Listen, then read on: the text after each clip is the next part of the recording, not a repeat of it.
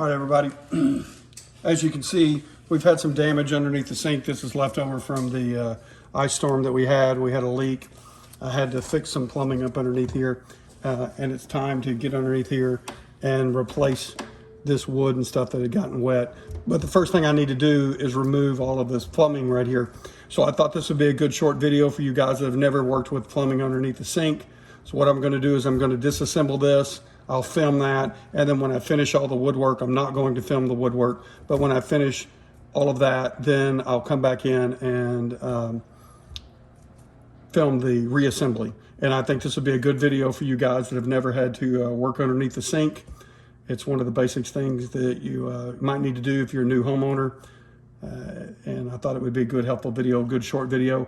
We're in the process of getting the house on the market, so I've been a little late getting videos out, but I definitely didn't want to miss a week and give you guys a short and sweet video on how to deal with PVC plumbing underneath the sink.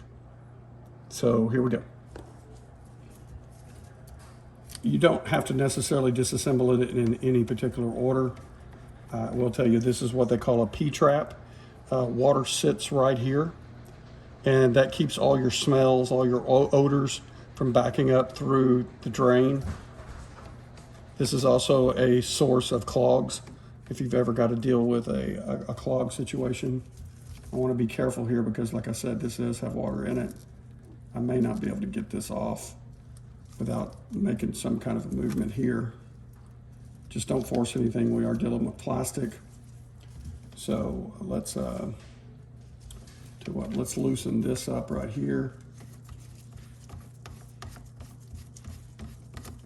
Okay. And you'll notice there's a little plastic ring that goes in right here. It's shaped. You can see it come out. You might see some ugly things right here. It's been a long time since we've dealt with the sink.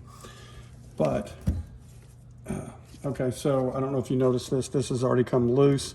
Just by loosening this and able to change the angle. There we go. Nice. But hopefully that'll give us enough slack here. We can lower this. I'll tell you what I'm going to do is I'm going to go ahead and tighten this guy up. No, I'll tell you what, I'll loosen that. I'm thinking we're going to, yeah, whoa, thank goodness it's not smell-o-vision, guys. Whew. That is a nice smell. Okay. So let me see if I can work this loose. Okay. I should be able to take that out. And then what my plan is, no, I can't do that. Okay.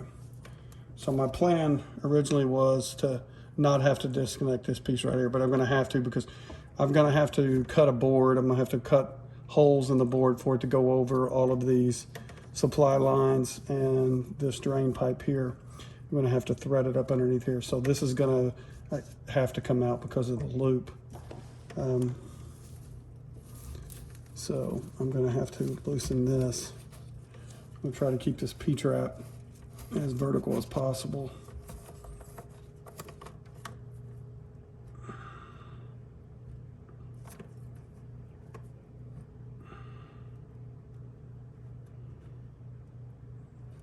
Now, normally you might want to get you I've got towels underneath here.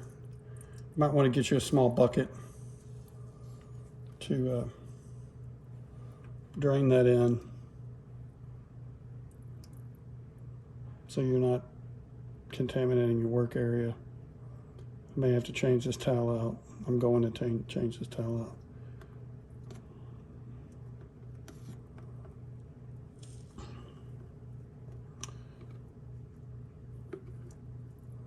Okay, so basically that's the disassembly.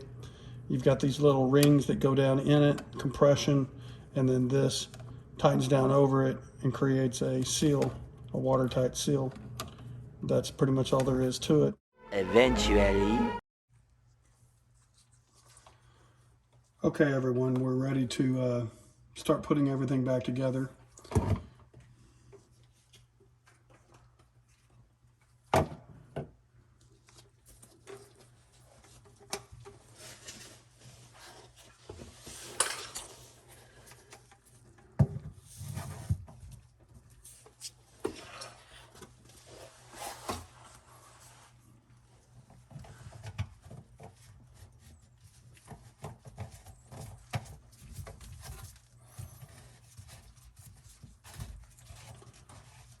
So you want to tighten these down hand tight. I mean, it's PVC.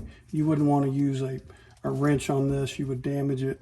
You scar it up quite a bit, maybe even break these ears right here off. So you certainly wouldn't want any kind of, it just doesn't need to be that tight. So now we've got this guy right here. This is probably going to be a 2 moving part thing. So let's loosen this back up to give us a little bit of play.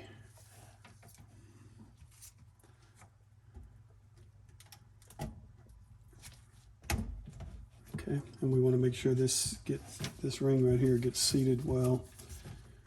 Okay, and this can come down here, tighten up.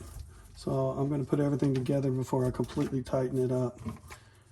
So the next thing we want to do is make sure that that's on there well. Bring that up into here. Again, make sure that this can seat. As you bring this over and tighten it down, it'll force that down in there, and that's what creates the seal.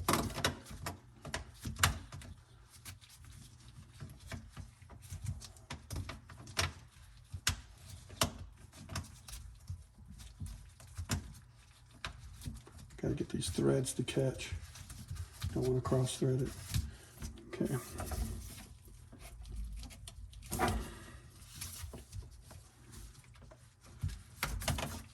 And then you just begin tightening all the different nuts.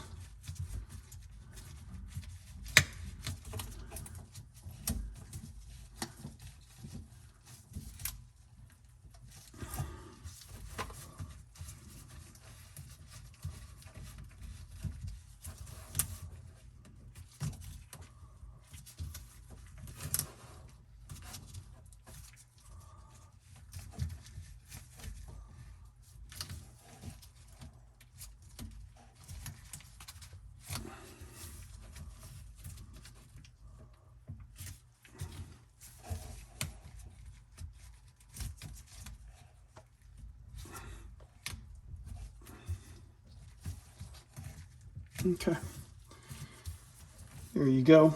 Next thing you do, like I had mentioned on the toilet installation, is we want to get a roll of paper towels and